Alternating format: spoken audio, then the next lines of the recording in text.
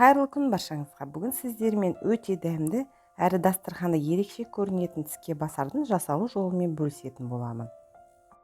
Видеоны соңына дейін көріп, менімен бірге болыңыздар. Алдымен тортилья лепешкасын домалақтап кесіп аламыз. Бұндай формаңыз болмаса, қайшымен кессеңіз де болады. Бұл тортилья лепешкасын кез келген супермаркеттерден ала аласыз. Кесіп алған соң әр домалақтың үстіне жұқалап творожный сыр жағып шығамыз.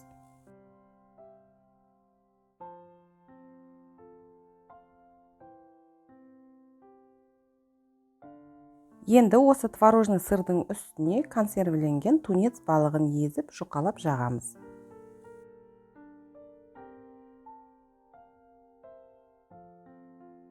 Жағып болған соң, көріп тұрғандарыңыздай орап, ағаш таяқшамен қадап қоямыз. Осылай барлық домалақтарға жағып, орап дайындап аламыз.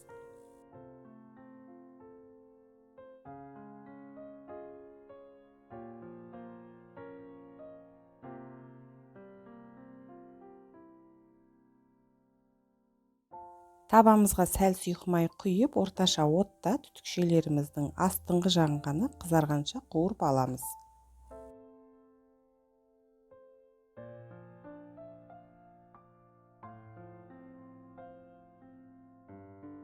Дайын болған түтікшелерді майынан сорғытамыз. Міне барлығын қуырып алдық, енді ағаш таяқшаларын шығарамыз.